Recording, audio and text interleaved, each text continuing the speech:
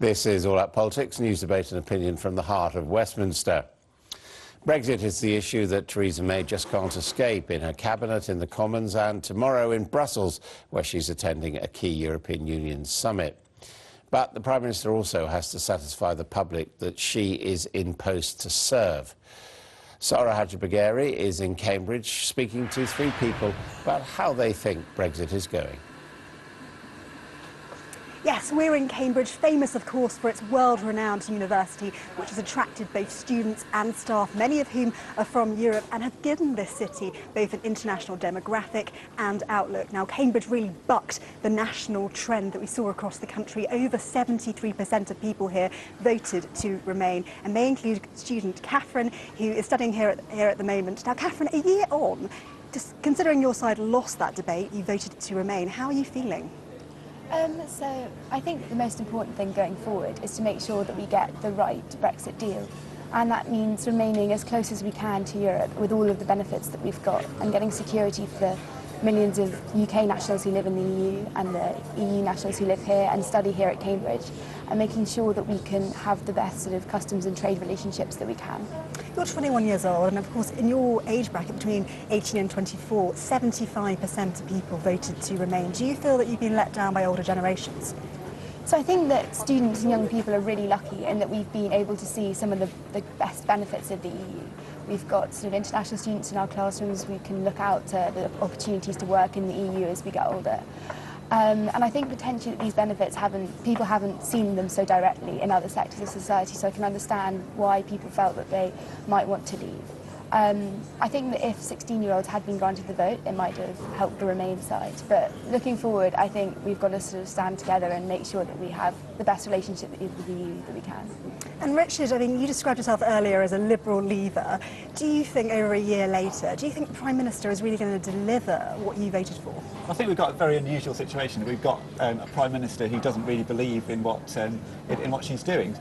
She supports staying in the European Union, so it's difficult to see how that position is tenable and how that's in the country's best interests. And certainly for Cambridge, I think something we really need to do is get some certainty, and particularly for the EU nationals who are studying here, who are working here, raising families here. I think it's completely unreasonable to be using those people as a bargaining chip in negotiations. We should unilaterally now give those people certainty and say they're welcome here, and we want them to stay, and give them some confidence to carry on building their lives and careers here.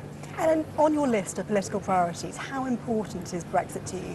Well, I'm interested in sort of what we're doing in the country, how we're running the country. Things that interest me are things like it takes 40 minutes, so it can take up to 40 minutes to get an ambulance in the most urgent cases in Cambridge. A hospital is full. Those are the things that really concern me. Things like people can't afford to find appropriate places to live. And of course, Brexit and leaving the EU has an impact on those things. We've got sort of 12% of the people who are working in a hospital are EU nationals, so we've got to get that certainty. But really, my big interest is in the sort of things that are affecting mine and other people's lives. Like I said, housing, homelessness.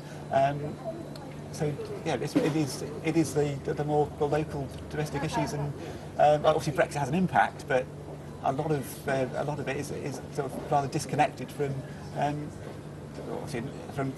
everyday life. But it's so important that people get that confidence to know that they're going to be able to stay in the country. And it's interesting, isn't it? Because as we were speaking earlier, in the election that was just called earlier this year, you voted Liberal Democrat, which is quite different, of course, in terms of the fact that you voted to leave the EU. How do you kind of level those two? Well, it's a matter of what's important, and we had an incredibly communicative and active Liberal Democrat MP here in Julian Huppert, a scientist, a rationalist, and I just thought he was the best person for the job. And do you feel, I mean, because a lot of people have said that Theresa May really miscalculated that general election because she really focused it on Europe, do you feel that actually politicians in Westminster, we come out to Cambridge to talk to people who are disconnected from normal people out and about outside of the M25, and actually Brexit isn't your top priority, which is the reason why you perhaps voted Liberal Democrats here? Well, it's certainly...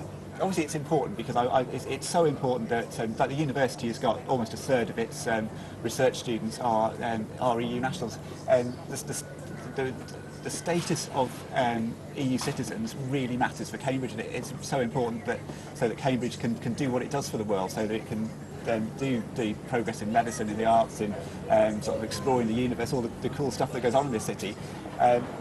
We've got to have a good relationship with the EU, but there are other important things that come in when it comes to voting for an MP. And Piero, you're a local hairdresser. You probably talk to people more regularly than I do as part of my job. What's the word in your salon at the moment? How are people feeling? Well, apart from the hairdresser, I represent a number of traders on Mill Road in Cambridge. I also link to many shops in Cambridge, so we share lots of information with the shop owners.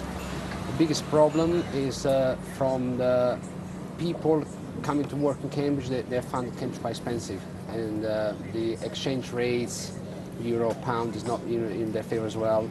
So it doesn't seem much the reason why they're going to stay here anymore. Plus, the future's uncertain.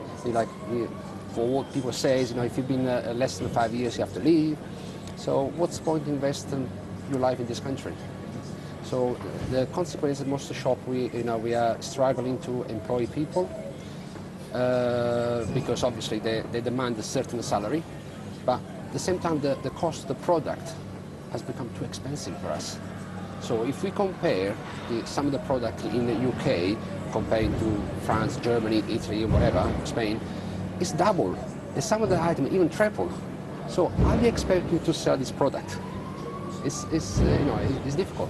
So you voted to remain. How do you think a year and a half on? How do you think negotiations are going? Despite what I voted, I'm quite an open person. I'm quite constructive. I'm trying to do, I said we do it in the wrong way.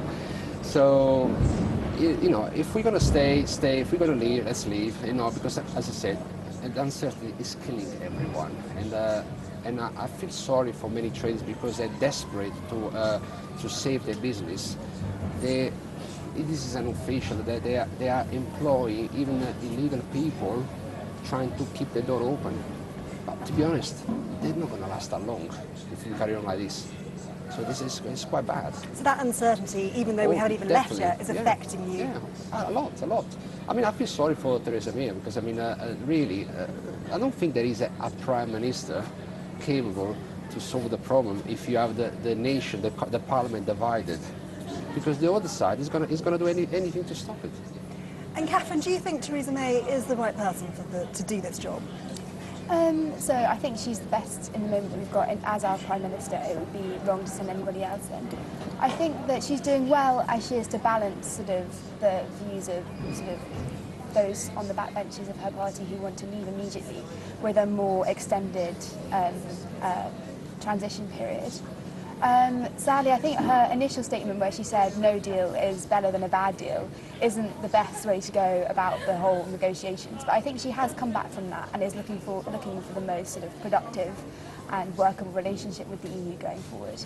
And Richard, considering that you voted to leave, how do you think negotiations are going? Well, I think we've got to come up with some kind of arrangement for if we're going to leave the EU. But I wonder how divided we really are in the country or in Parliament. It does look, it sounds as if we're very divided when you say that when the country split in the referendum. But actually, I suspect perhaps many people are sort of pragmatic, moderate people who just want to see practical arrangements so that we can keep the trade that we have, so that we can give people the certainty that they need, so that our economy isn't further destroyed by the situation that we're in at the moment, where we don't know what's happening next, and just give people certainty in their own lives. I think we need a viable plan, because otherwise we cannot carry on like this. That's definitely the message that I'm hearing from all three of you. You want that certainty that you don't feel that you're getting from Westminster at the moment. And if the plan is not viable, I think that they should stop this Brexit, because it is going to be a disaster for everybody.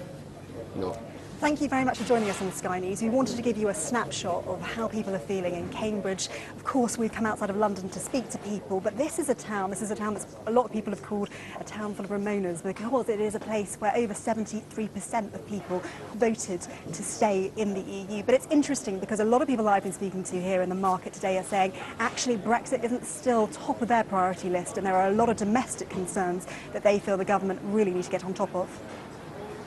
Thank you very much indeed, Sarah.